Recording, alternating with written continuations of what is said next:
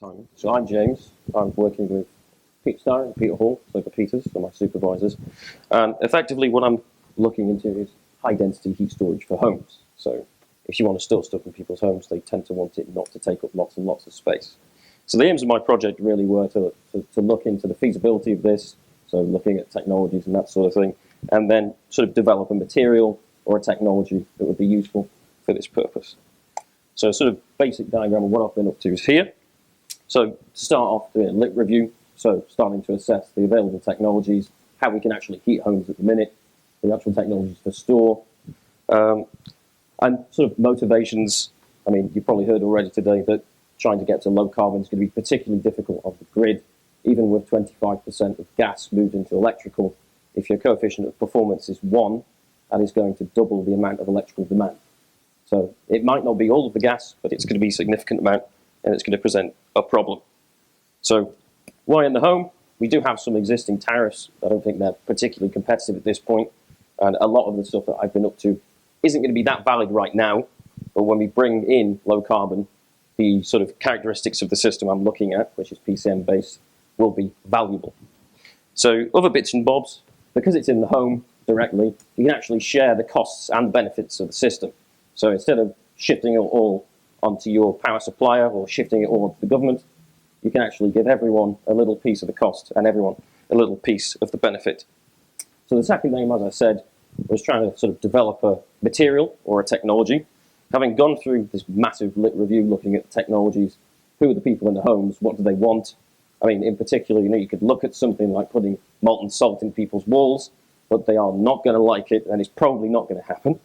So I ended up deciding that using a PCM system, encapsulated, so imagine little balls, put wax inside, put it in water, put it in a tank. It's not too dissimilar to a hot water storage tank that people are going to get upset. Hopefully. I hope they don't. But there are some concerns about sort of leakage, seepage coming from inside the encapsulated material. Shouldn't be a problem, I hope. But PCMs have the advantage of the higher exergetic efficiency. So if you actually run one of these things in a single cycle, if you're going to use a hot water storage tank, your efficiency just for that one cycle, without having to partially recharge, you're only going to get something like 35 kilos of hot water out before you've basically gone below a temperature that they want. And that was done on 60 to 40 degrees with a 100 kilo tank. So effectively, looking at PCMs in a storage tank necessitates having a sort of suitable and reasonable design to actually characterize these things. So what I've been up to until now is basically using fluid modeling to try and generate a suitable storage / heat exchanger tank that will actually work to try and mitigate some of the problems with PCMs, one of which is thermal conductivity.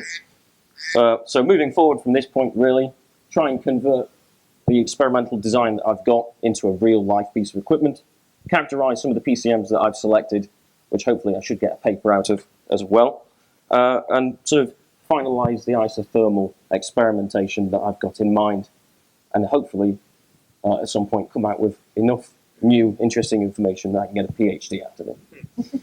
Thank you. Any questions?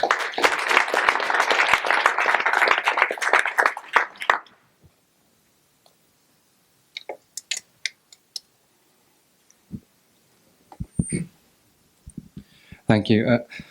I may have missed it, but you're suggesting that you might be able to use one of these instead of a hot water tank, Yeah. And you mentioned how much energy you can get from a hot water tank. I didn't quite get what the relative benefit would be compared to a hot water tank. So for a PCM, you've got the solidification and melting process. So if you introduce water into a hot water storage tank, so it comes in at 10 degrees, say, you dilute the temperature in your tank, so you can only get a smaller amount out compared to the full size of this tank. So it looks to be about a third for hot water storage, just conventional. With your PCM, if you introduce new cold water, it will solidify the PCM, actually raising the temperature back up to that PCM temperature. So I've been looking at PCMs around sort of 60 degrees, mainly because of Legionella concerns about hot water storage tanks. But in effect, you get this higher exergetic efficiency.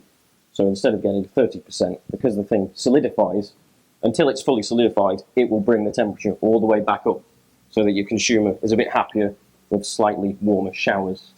I know that I've got a solar system at home that does tend to discharge rather fast, and if my flatmate uses it, I end up with a slightly colder shower.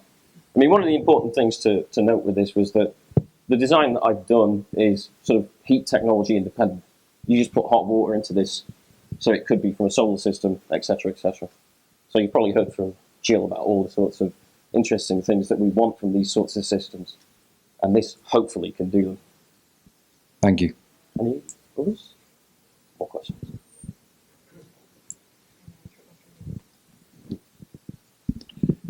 What is the best figure of merit that you can anticipate in terms of the heat stored per unit volume?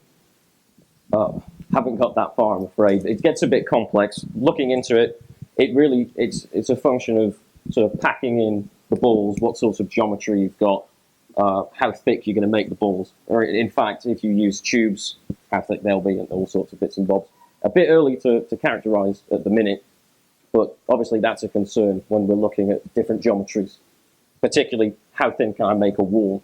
At the moment, I mean, you can go out to industry and ask them to produce metal balls, for example, but with PCMs, because this heat conduction is a concern, one of the things I want to look at is potentially looking at more interesting geometry.